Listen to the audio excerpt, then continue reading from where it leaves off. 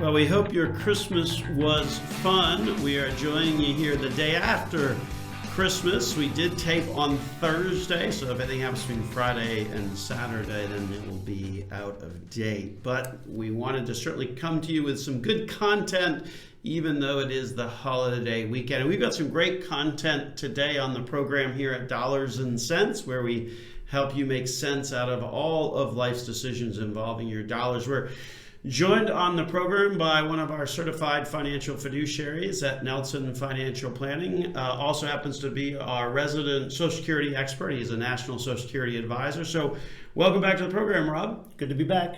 Excellent indeed. Rob Field has been with us since 7-8 years now with Nelson Financial Planning, and career dates back to the 80s, back when he was with E.F. Hutton. We've made that joke before on the show. That's correct. But I heard that that name was bought, and it may have a second life after all. I think it was somebody was buying that name to try and play off of that reputation from the 80s, I suppose. Right. And that was the good old days when didn't have the internet. And so everything was just read about a story, explain it to the client, try to just see what you could do to get them to know about it. And now we've got so many different other ways for people to do research. But it was a lot of fun. It's moving by the seat of your pants sometimes. Well, that's a fascinating commentary about information and the flow of information, because you're right. Yeah, back in those days, there wasn't all of this information just flooding around the internet. And no, we would buy these books that had charts of how stocks performed, and we'd get them a week later. That we thought that was really fast information. Wow. Yeah. And the crazy part of it is that I think the one of the biggest issues today, it's almost like the problem has gone in opposite directions, right? Back in those days, you obviously weren't getting the information as anywhere near as fast as you would ideally like it. But today, perhaps you get information too fast, and leads people to make some knee-jerk decisions that perhaps they might not have in the past. Right. Well, we're trying to emphasize long-term investing, buy and hold quality, look at some things that will take care of you for many, many years, and then with the information, people are coming back to us an hour later and saying, yeah, but I just read. Right. I just saw an article somewhere on the internet, and this past week was a good example of where you have the headlines and really sort of a continuation of the pattern in the market over the course of the past couple of weeks, where between the headlines of what the Federal Reserve is trying to do and what is going on with the Omicron COVID new variation. Good news on that is, as I was reading this morning in the Wall Street Journal, where it looks like there's a South African study that's come out that says it's like 10 times less likely to wind up in the hospital versus the Delta variation. Obviously more contagious, but it doesn't look like it's as big of an issue, certainly as what the media was portraying just not all that long ago. But certainly you saw the markets kind of move back and forth quite a bit. This being the day after Christmas, that means that next week it will be our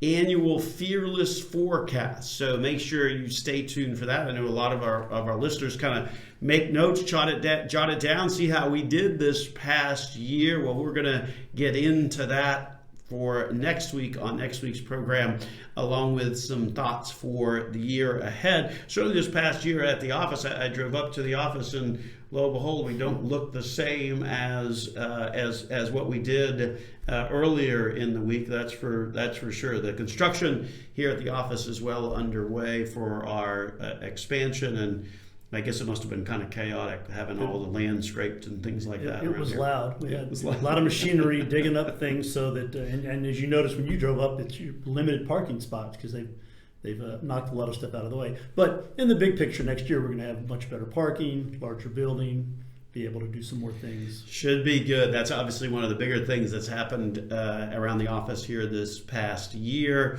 And then, of course, with the program, our podcast 2 years in a row has been named one of the top 25 financial planning podcasts on the World Wide Web. We now actually crossed a pretty significant milestone in terms of number of downloads across platforms, total of 20,000 downloads of our podcast. So we want to take a moment and thank all of our listeners and all of our subscribers out there on the various podcast channel platforms. If you're not a subscriber yet, well, then it's very simple in terms of how you do that. Just go to our website, nelsonfinancialplanning.com. Upper right hand corner, you'll see a bunch of icons. Click on the one that looks most familiar to you and you'll get immediately connected to our channel. So anyway, Rob, we've got you on the show to talk about Social Security, so let's get that started. Obviously, a pretty significant increase in terms of what the pay raise is going to be for Social Security recipients this year. Correct. As we mentioned last month, kind of to recap, every year the numbers change for Social Security, and then the numbers will change on cost of living. It'll change on how much of your earnings is taxed that will be contributed towards Social Security. The numbers change on how much you can make, and then not have Social Security start reducing the benefits that you receive. So we had noticed that the maximum taxable earnings had gone up to $147,000. So again, Social Security trying to get more money into the system will tax a little bit higher. And then we also noticed that the amount of money you can make and not have Social Security reduced has gone up to about $19,500 up until you get to full retirement age. And at that point, you can earn $51,600 and not have a reduction. And then once you are past full retirement age, you can earn whatever you'd like.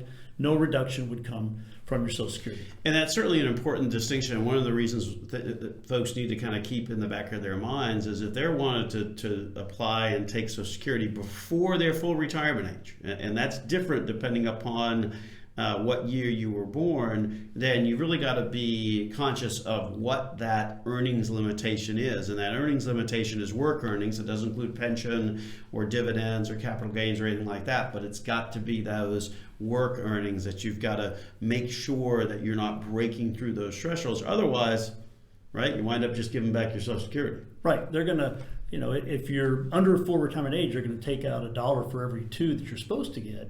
So you can pretty quickly just end up applying for Social Security and getting nothing. And of course, the earlier you apply, then the lower the number. The longer you wait, the higher the number goes up. So, and again, that's one of the things we like to talk about is let's think long term. Are you going to really need this money, or are you just tempted to take it because you can get it now? Right. Whereas let's get the most from Social Security and also make sure it optimizes with your income, and then later on optimizes with your investments. Sure, certainly to be smart in terms of as you're taking it, what that overall picture looks like. So with the increase, 5.9% is the amount that was the big number we talked about. Correct. That'll kick in. So perfect timing. Not quite January, but as you start to get your Social Security check in January, that very first one will have that increase. So between December and January, there'll be a nice increase. And in terms of sort of the averages and sort of what that number looks like, what does that mean for people? So the typical, the average Social Security benefit is about $1,600 if you look at across the board. So 6% of that's about $96. So it's almost a $100 increase in the amount of Social Security that you'll qualify for. And then the missing piece we didn't have was Medicare. The Medicare, correct. And that has come out since you last joined us on the program. That has gone, it's gone from $148.50 up to $170.10. That's a 14% increase, or equates to about a $21 increase. So that's a pretty significant piece of information that Rob was just sharing here. We're going to take a break. We come back from the break. We're going to talk a little bit more about the Medicare increase, which is obviously a cost, which reduces down the amount of that Social Security increase. Coming up next year on Dollars and Cents with Joel Garrison, Rob Field of Nelson Financial Planning. So on the program this week, we're talking about the increase in Social Security, but now also there's been an increase in the amount of your Medicare costs. So joining me on the program this week is our fellow certified financial fiduciary at Nelson Financial Planning, Rob Field. Tell us a little bit more about that increase in the Medicare costs that we were talking about just before the break. Of course. So Medicare has Part A, which is already built into your Social Security, so there's no increase there because you've already paid that in. That covers hospital. Part B covers doctors, outpatient, things like that. That's a part that comes out of your Social Security, and it has gone up about $26 going into 2022. So we're kind of backing up and saying we kind of excited about a 6% increase in the cost of living for your Social Security. But then we said that average was about $100. You're going to pull 21, 22 out. So the increase will still be there, but if you run the numbers, it's about a 5% increase after you pull out Part B premium. Correct. So Part B took away some of that increase. And of course, as we've said repeatedly on the program, the reality is that a cost of living increase doesn't get you more money. A cost of living increase just keeps you even Steven with the increasing costs of goods and services. So while it's an increase, it's not really a pay increase. It just is necessary just to kind of keep even with inflation right now. The goal is to get you caught up, but as we discussed last time, the other cost of living increases were so small that we're really behind. Right. And then the CPI index that they use to determine the cost of things growing is more geared towards the average person, not elders, which have a much higher increase in their cost of living, their medicine, how they stay in the care that they need. Sure, significant difference in terms of that cost of. So the cost of living increases that they've been getting is obviously based upon the population as a whole. Correct. But for them, they're experiencing a higher rate of inflation. So the increases over the past 10 years for Social Security have averaged about 1.5%, maybe 1.6%, and so that does kind of put them behind the eight ball, unfortunately. Right. I mean, 6% is great. That could have been lower, but as we look at the numbers and we talk to our clients, we know that they're still struggling at times. Again, we remember that 1 out of 2 seniors, 50% of their income comes from Social Security. That's pretty high. And then 1 out of 4, 90% of their income come from Social Security. So they really are hungry to get the correct increases. And desperately needed it. So anyway, so the Part B premium increases a little bit. That takes away some of that increase. So if it's on average, if it's a $100 increase that I was going to get, I lose 20 because of the increase in Part B. Right. And then also the deductible also increased as well, meaning you have to pay more as you're using your Part B. Correct. Last year was $203 was the deductible on Part B. Now it's gone up to $233. So there's a $30 increase in what you got to pay out of your pocket before Medicare will start helping you out. So if this was if you ran the numbers and said, okay, in the very first month, I need to use Medicare and I'm going to max out my coverage, that's minus 30 because that's away from the 100, minus the 21 because of the premium itself. So that $96 to $100 excitement we had at cost of living just gets knocked down pretty quick. Yeah. Now, another development on the Social Security front, I think you shared with me a few days ago that there was a recent executive order by the Biden administration. Yes. Tell us more a little bit about that and Sure. what that involves. President Biden has done a really good job of trying to look for ways to kind of improve the government, make how they look to us look stronger. And so he came out with an executive order. Now I'm going to tell you the name of it. It's a mouthful. It's the Executive Order on Transforming Federal Customer Experience and Service Delivery to Rebuild Trust in Government. Now it covers, that's a mouthful. Yeah, someone got paid a big consulting fee for that title, I would imagine. That is true. I was trying to find a way to shorten it or give it a fancy Doesn't name. Doesn't have an acronym? No. Usually they come up with good acronyms on this stuff. I tried that. It sounded worse.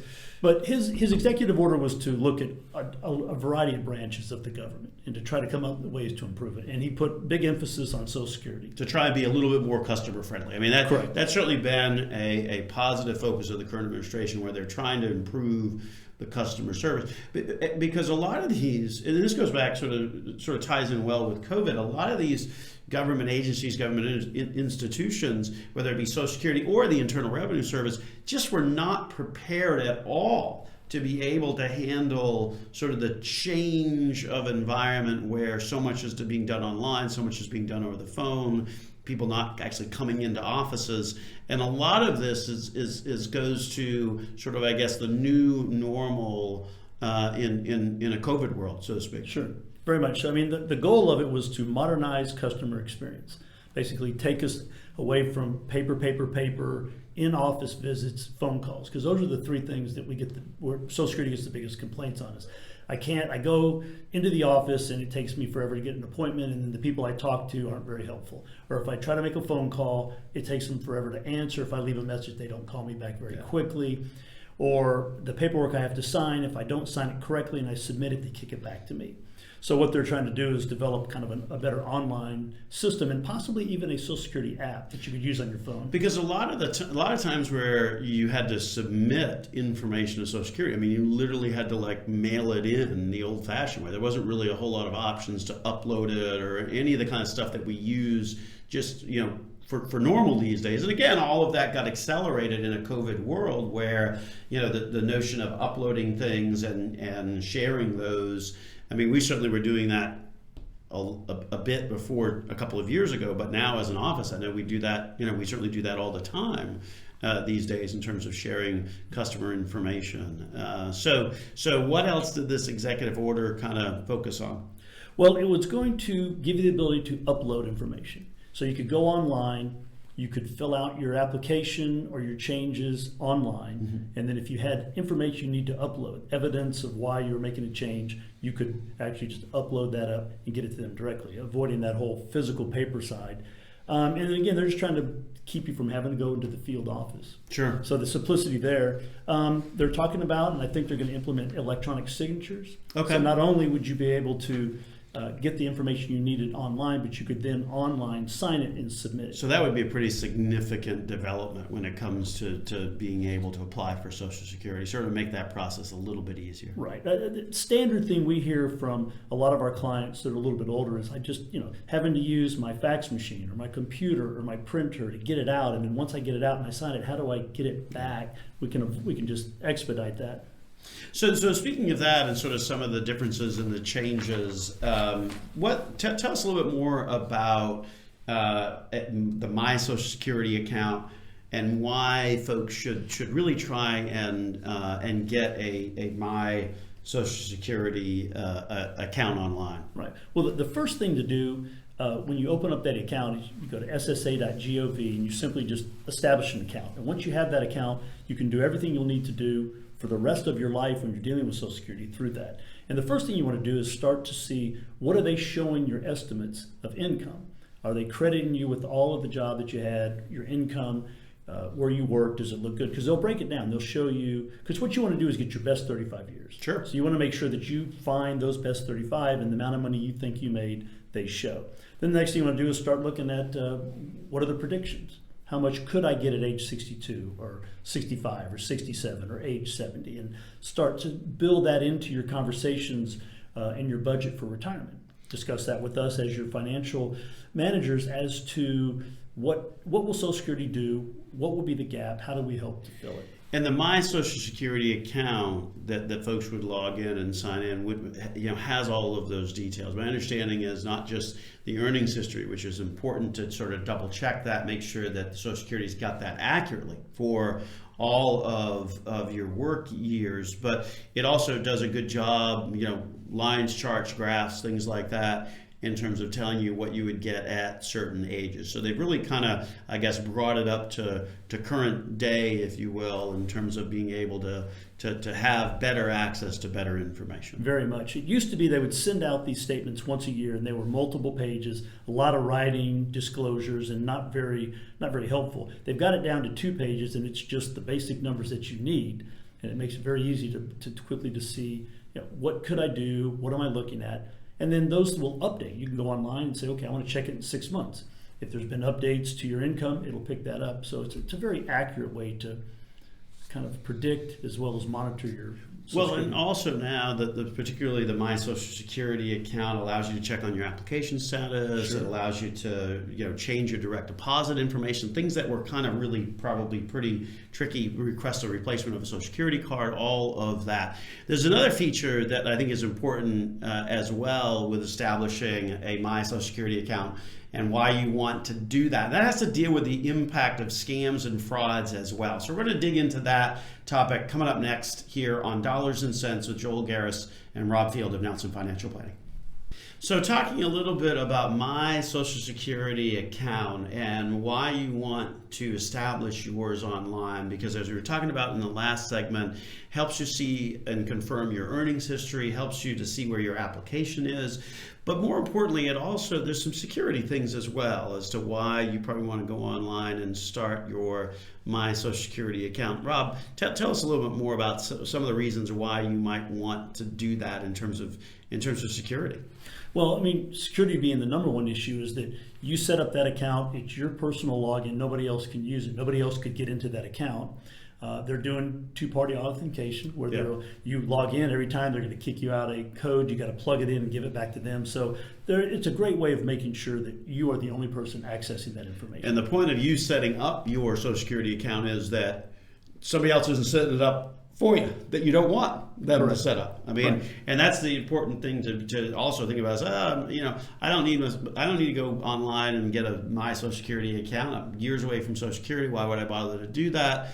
The issue is that there's some security reasons why, because if you set that account up and it's your information and your multi-factor authentication that goes with it, then that means that somebody else can't do that. And that's certainly important, which I guess gives us a nice segue into our next topic. And this is certainly a very disappointing issue for the elderly, especially when you think of it in terms of Social Security. Rob, you were mentioning in that last segment, 1 in 4 rely on Social Security for 90% of their income. I mean, correct. Imagine if you find yourself in a position of not getting all of your Social Security or maybe losing it, particularly by fraud or scam. And you would think, this probably doesn't happen that often.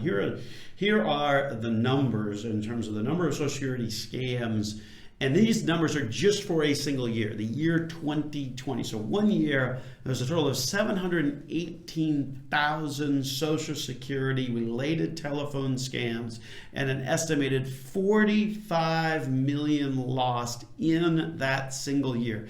Average amount of money that people lost when they were scammed through these Social Security scams that exist out there was about $5,800. That's a pretty significant difference. Right. And if 90% of your income comes from Social Security, 1 month, that's all it would take to just create a huge financial issue. Huge issue indeed. So anyway, we welcome our audience in. This is, of course, Dollars and Cents coming to you the day after Christmas. So we hope your holiday was fun and festive.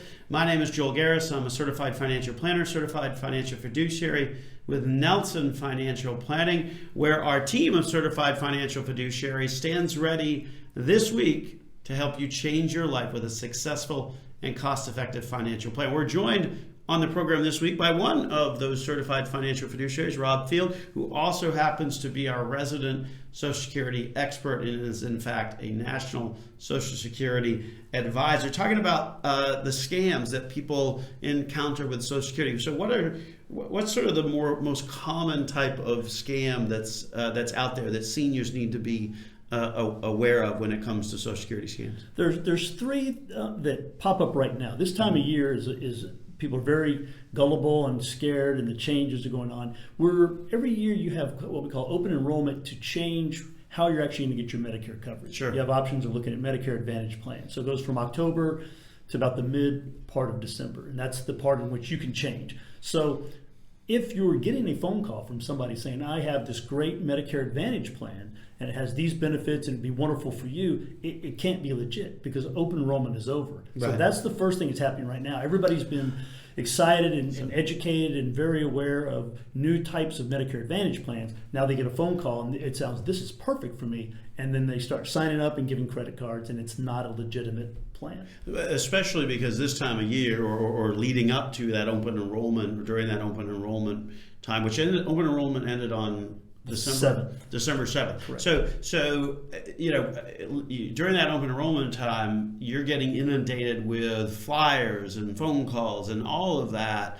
That is basically, a lot of them are legitimate, okay, in terms of people just trying to, sell you their plan over someone else's. But now it's sort of when the scammers come in and those phone calls are not legitimate. That is for sure. That's very true. Because those phone scams are, I guess, the number one issue, and then you've got the other issues of emails with phishing emails where you click on the link and you think you're going to get directed to someplace, and then you're not. And then I was reading an article where there's a couple of others that have been rising in popularity that are somewhat newer, but use old school technology where they are actually sending you letters that are deceptive letters, and so the scammers are very good out there, and their goal is to make sure that they come at you with just enough truth or veracity that it makes it easy to fall for it. So I guess what in terms of what can people do to protect themselves, I guess probably the number one thing is to make sure that they are remaining vigilant on when they're getting these contacts. Right, and understanding that Social Security is pretty cut and dry. Once you decide what you're going to get, those are your numbers. It's not going to change. Somebody's not going to call you and say, hey, I've got a way to expedite your payment, or I've got a way to increase your benefit and get you a bonus. That's just not an option. But it sounds great. Right. If somebody says, hey, I've got this wonderful way of getting your money faster. I've got a great way of giving you a bonus on your Social Security. All you have to do is this. And people are like, that sounds great to me because Social Security is not paying me as much as I would like. I would love to get that bonus. That happens a lot. And mail is funny because the scammers know who they're going after. Yeah. And so the group that uses Social Security, typically they're not as excited about the computer or the phone, but they love letters. Oh, I'm getting a letter. I loved it when I got letters. We don't get those anymore. These people are nice enough to send me a letter. They must really have my best interest in mind. Yeah. And that's just not the case. Well, and here's sort of in terms of some key thoughts. Social Security personnel is never going to call you to demand an immediate payment. Right? They're not going to do that. They're not going to demand that you have to pay a debt without some sort of a right of appeal. I mean, that's just standard rights that we have when we're dealing with Social Security. They're not going to require a specific means of payment. Send us a prepaid debit card. That'll all take care of it, but it's got to be a prepaid debit card. They're not going to ask for personal information. They're not going to ask for credit card. And to your point, they're certainly not going to promise a Social Security benefit in exchange for info or money. That is for sure. Right. Social Security is going to be sending you money every month. If for some reason or another years back there was a misapplication and money is owed back, they're just simply going to change or augment what you're currently getting until you get caught up. You're not going to have to suddenly give them a credit card or write them a check. They work with you. They're not. The number of times that you make a mistake when you apply is really not as many as people think. Yeah. But when somebody calls you, and again, if Social Security is 90% of your income, and somebody calls you and says, I'm looking at your account and you made a mistake and you're going to end up losing, they panic. And panic is what causes people to make plays on that decisions. Plays on that emotion. Especially during the holidays. I think emotion's always a little bit more heightened during the holidays, and so they play. And remember those numbers. These are not just a handful of cases. Last year alone, there was over 718,000 Social Security-related telephone scams, an estimated $45 million lost. So if people do get scammed, what can they do? I understand there's a fraud hotline or something like that. There's a variety of hotlines. Social Security has one of their own. There's National Fraud Hotline that has a way of reporting it, and you should utilize it. You should call and give specific, on this date, this person, maybe note the number that popped up on your caller ID, and you just simply want to be on top of it, and then let people know. And then they will do research to the point where if it's a federal offense, the FBI could be involved. I mean, utilize the research. Yeah, these guys are criminals, and they need to be caught. Right. And the number, by the way, to call for that Social Security National Fraud Hotline, 1-800-269-0271. That's 1-800-269-0271. We're going to take a break. When we come back from the break, we're going to continue the conversation here on Dollars and Cents right after these messages. Welcome back to Dollars and Cents, where we help you make sense out of all of life's decisions involving your dollars. We have had a lively conversation about Social Security, some of the scams that people encounter, some of the things that they're going to also have to be expecting here coming up for the month of January. Good news, bad news. They got a little bit extra. Right. But Medicare, the increase in Medicare took some of that away. But on average, what's the average increase for an American would be about If you take away the increase of Part B premium, it's about a little under 5%. COLA was 6, lose 1% due to the Part B premium, and then if in the first month you were to have to use your Medicare and the $30 increase in deductible, it would put you down to like a 3% for that 1 month. Unfortunately, seniors consistently getting squeezed as a result. These changes have not been significant enough to keep them. But so that gives a little bit of perspective on that. We thought we would kind of shift some gears in this final segment and talk about some of the fears that Americans have about retirement and how best to tackle them. And this comes from a recent survey by the Transamerica Institute, which gathered fears about the top fears that Americans have.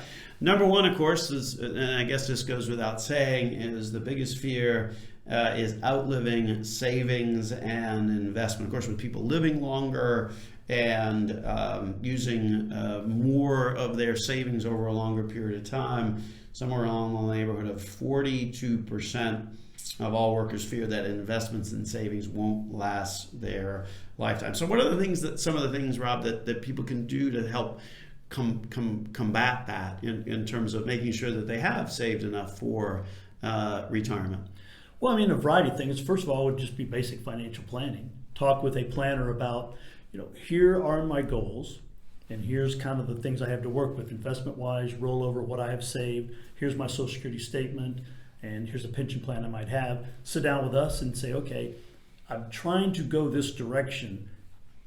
What can I do? What can I not do?